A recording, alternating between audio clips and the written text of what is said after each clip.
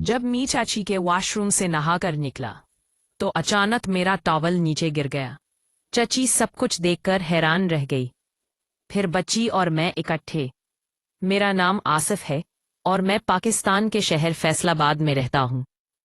मेरी उम्र 26 साल है और मैं कद्दार होने के साथ साथ बहुत खूबसूरत भी हूँ और मुझे कभी कभी अपनी जवानी पर बहुत अफसोस होता था कि मैंने अपनी जवानी के दिन बेकार गुजार लिए। हालांकि मैं बहुत कुछ करने का था लेकिन कोई मौका हाथ ना लग सका क्योंकि मेरा ताल्लुक जिस फैमिली से था जो इंतहाई नफीस और सादा थी और मैं अपने अब्बू अम्मी के साथ ही रहता था। अब्बू खेती बड़ी का काम करते थे और मैं उनका हाथ बटाया करता था। अब्बू लोग दो ही भाई थे, उनके भाई इनसे छोटे थे। मेरे चच्चा मुझसे सिर्फ 5 साल ही बड़े थे। उनकी शादी काफी खूबसूरत लड़की से हुई थी जो कि बहुत आज़ाद ख्याल थी। मैं जब उन्हें देखता तो हर वक्त वो तैयार ही रहती थी और उनकी ड्रेसिंग काफी फैशनेबल हुआ करती थी।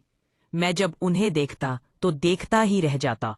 उनका हस्न काफी लाजवाब था और उनके पास वो सारा साजो सामान मौजूद था जो औरत का हस्न हुआ करता है। और उनका ज़ाइन था कि जब अल्लाह ने हस्न दिए तो उनको दिखाने में बलाई है, चाया कर रखने का लुल्ली फायदा नहीं चाहिए।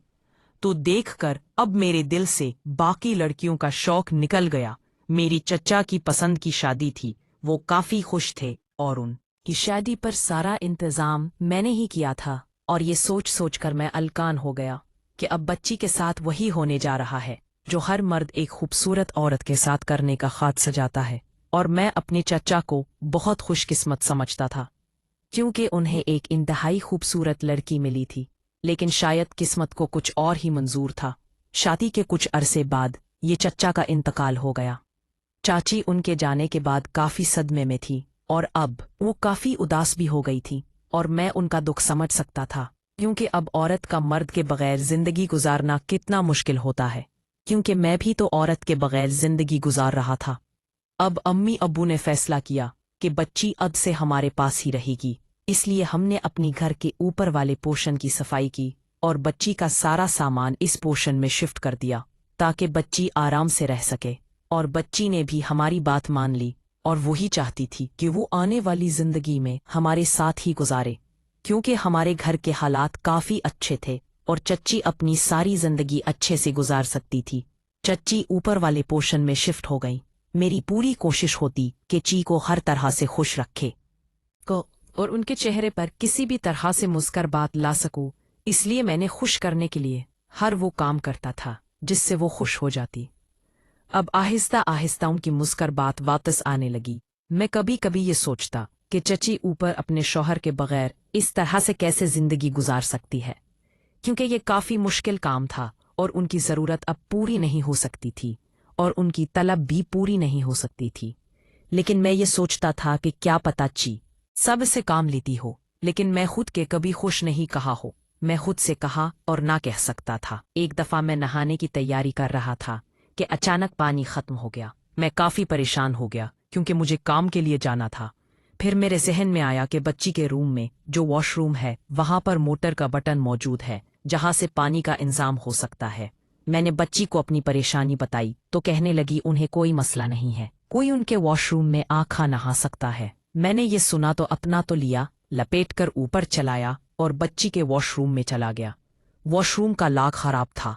फिर मुझे देखा जब मैं वॉशरूम में गया तो मैं परेशान हो गया कि अब क्या करूं। अगर वॉशरूम का दरवाज़ा खोल कर नाता हूं तो बच्ची भी आ सकती है और फिर मुझे सालत में देख भी सकती है। इसलिए मैंने बच्ची का रूम के दरवाज़ा बंद करना चाहा। फिर ये देखकर हैरान था कि उनके दरवाजे का लॉक नहीं था और मेरे पास अब कोई रास्ता भी नहीं था। इसलिए मैंने दरवाज़ा वैसे बंद कर दिया और वॉशरूम में नहाने लगा। मैं जली जली से नहा रहा था ताकि काम के लिए निकल सकूं। जब मैं नहाकर बाहर ताकि काम के लिए निकल सकूं। जब मैं नहाकर बाहर निकला तो बच्ची के रूम का दरवाज़ा खोला था और चची बाहर से अंदर आई और मैंने शर्माकर अपनी नज़रों को नीचे कर दिया। लेकिन ची का रिएक्शन कुछ और ही था। वो मुझे तौलिया में देखकर हंसने लगी और मेरी तारीफ करने लगी कि काफ़ी ज़बरदस्त बॉडी है तुम्हारी। अचानक की तौलिया जो मैंने लिपटा हुआ था फटाफट से खोल गया और ज़मीन पर गिर गया।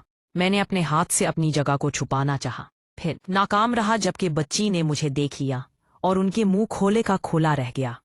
وہ میری تعریف کرنے لگی کہ میری باڈی کے ساتھ ساتھ باقی چیزیں بھی خوبصورت ہیں۔ میں ان کا مطلب سمجھ گیا۔ وہ کہنے لگی کہ میں اپنا ہاتھ ہٹا دوں، مجھ کے جا رہا تھا، لیکن وہ کہنے لگی میں نے اپنا دوست ہی سمجھو، پریشان نہ ہوں۔ یہ بات سن کر میں نے جگہ سے اپنا ہاتھ اٹھایا۔ بچی آنکھیں کھول کر دیکھ رہی تھی اور ان کی آنکھوں میں عجیب سی چمک تھی۔ پھر اچانک بچی اداس ہو گئی۔ میں جان گیا کہ انہیں اب چچا کی یاد آ رہی تھی، اس لیے وہ اداس ہوئی۔ ان سے پوچھا تو یہی بتانے لگی ان کی زندگی کے تو سارے مزے ختم ہو گئے اور میں نے خود کو دوبارہ تولیا سے چھپانا چاہا، لیکن چچی نے میرا تولیا مجھ سے لے لیا، جو مجھے کہنے لگی میں ان کے لیے اتنا تو کر سکتا ہوں کہ تم میری دکھ کو سمجھ سکو۔ پھر میں چکی باتوں میں آنے لگا اور میرا دل چلنے لگا۔ چی نے میرا ہاتھ تھام کر مجھے اپنے کمرے میں لے گئی اور بیڈ پر لٹا دیا۔ میں اس حالت میں بچی کے سامنے بیٹھا تھا۔ پھر وہ کہنے لگی کہ وہ انہیں ایسا مزہ دے جس سے وہ زندگی کا تمام غم بھول جائے، اور اس کا حسن بھی مجھے دکھائی دینے لگا اور وہ کام کرنے لگی۔ اس کے ساتھ ہی میری سانس تیز ہونے لگی۔ مجھے کافی مزہ آ رہا تھا اور میں جان سکتا تھا کہ چچی کافی دنوں سے یہ سب چاہتی تھی، لیکن وہ کر نہیں پا رہی تھی، اس لیے ان کے اندر اب یہ تڑپ بہت زیادہ بڑھ چکی تھی۔ اور جو چیز آج ساستہ مجھے پیٹ پر لٹا چکی تھی، میں نے دیکھا، یہ سوچ کیا کہ بچی اب جو کرنا چاہتی ہے میں کر کے رہوں گا، پر اب میرے پاس وقت نہیں تھا کیونکہ مجھے کام پر بھی جانا تھا، اور میں نے بچی کو کہا وہ میرے انتظار کرے، میں رات کو ان کے پاس آؤں گا۔ چی مجھے چھوڑنے کا نام نہیں لے رہی تھی اور انہیں کافی مشکل سے میں نے منایا اور کہا کہ میں رات کو ضرور آپ کے پاس آؤں گا۔ اس کے بعد میں نیچے چلا گیا۔ میرا بھی بالکل دل نہیں کر رہا تھا کہ بچی کو اس حالت میں چھوڑ کر جاؤں، لیکن اس وقت اگر میں نہ چاہتا تو ابو سے مار پر جانی تھی، لہٰذا اس وقت میں وہاں سے نکل گیا۔ سارا وقت میری ذہن بھی وہی لمحات یاد آ رہے تھے۔ اب میں بچی کے ساتھ اس حالت میں رہنا چاہتا تھا اور میرا دل کرتا کہ میں